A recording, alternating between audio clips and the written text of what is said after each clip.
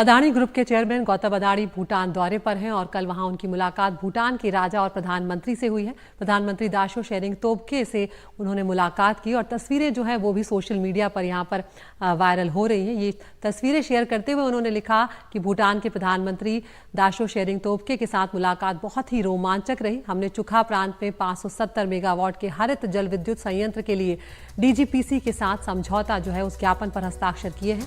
ये देखकर बहुत अच्छा लगा कि प्रधानमंत्री दाशो भूटान के राजा के दृष्टिकोण को आगे बढ़ा रहे हैं और अपने पूरे मुल्क में व्यापक बुनियादी ढांचे की पहल वो कर रहे हैं। मैं भूटान में हाइड्रो और अन्य बुनियादी ढांचे पर मिलकर काम करने के लिए उत्सुक हूं।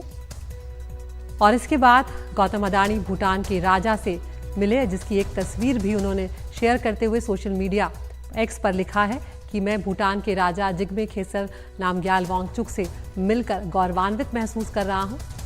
भूटान के लिए उनके दृष्टिकोण और गैलीफू माइंडफुलनेस सिटी के लिए महत्वाकांक्षी पर्यावरण अनुकूल मास्टर प्लान से प्रेरित हूं, जिसमें बड़े कंप्यूटिंग सेंटर और डेटा फैसिलिटीज शामिल हैं। मैं कार्बन मुक्त राष्ट्र के लिए इन परिवर्तनकारी पहलों और हरित ऊर्जा प्रबंधन पर सहयोग करने के लिए भी उत्साहित हूं।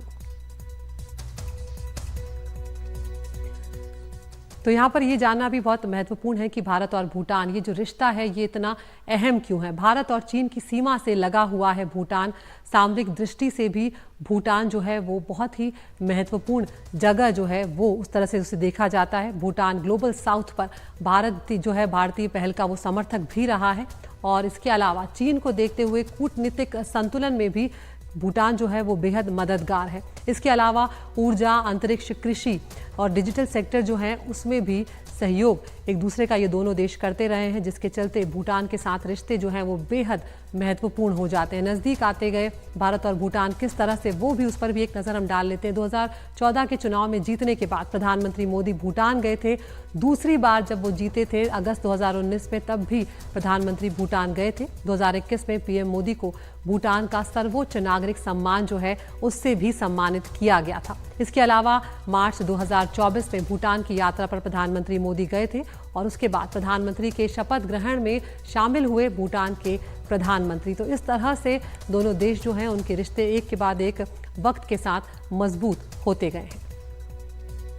और अगर हम भारत भूटान के बीच व्यापारिक संबंधों की बात करें तो वहां पर भारत लगातार भूटान का सबसे बड़ा व्यापारिक साझेदार जो है वो रहा है। 2014 से लेकर अब तक अगर व्यापार की बात की जाए तो ये 3 गुना तक बढ़ा है। 2014 और 15 में 484 मिलियन यूएसडी का व्यापार दोनों देशों के बीच में हुआ है।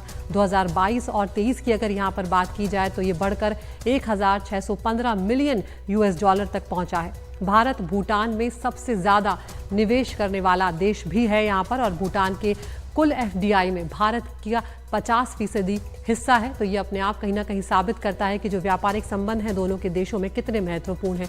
अभी भूटान में करीब 30 एफडीआई कंपनियां हैं। बैंकिंग, मैन्युफैक्चरिंग से लेकर कई क्षेत्रों में जो कंपनियां हैं वहाँ पर भूटान में फिलहाल करीब 50,000 भारतीय कामगार हैं।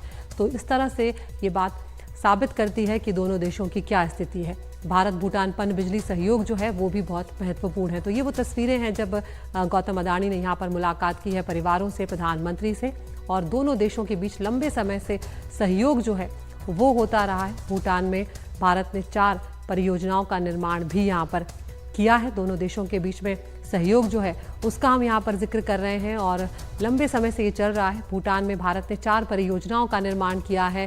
4 परियोजनाओं से 2136 मेगावाट बिजली जो है उसका उत्पादन हुआ है। 1020 मेगावाट की 2 परियोजनाओं का निर्माण जो है वो चल रहा है और इसके अलावा 1020 मेगावाट की एक परियोजना जो है वो 2024 से ही बिजली उत्पादन की उम्मीद उससे की जा रही है। तो इस तरह से आगे बढ़ते जा रहे हैं। तो यहाँ पर हम देख सकते हैं कि जो तस्वीरें यहाँ पर गौतम अदानी जो कि अदानी ग्रुप के चेयरमैन हैं उन्होंने साझा की है। भूटान के राजा और प्रधानमंत्री से उनकी मुलाकात की है। प्रधानमंत्री दाशो शेरिंग तोब्गे से उन्होंने मुलाकात की। वो तस्वीर उन्हें सोशल मीडिया पर भी शेयर की है और लिखा है कि भूटान के प्रधानमंत्री के साथ मुलाकात बहुत ही रोमांचक रही है।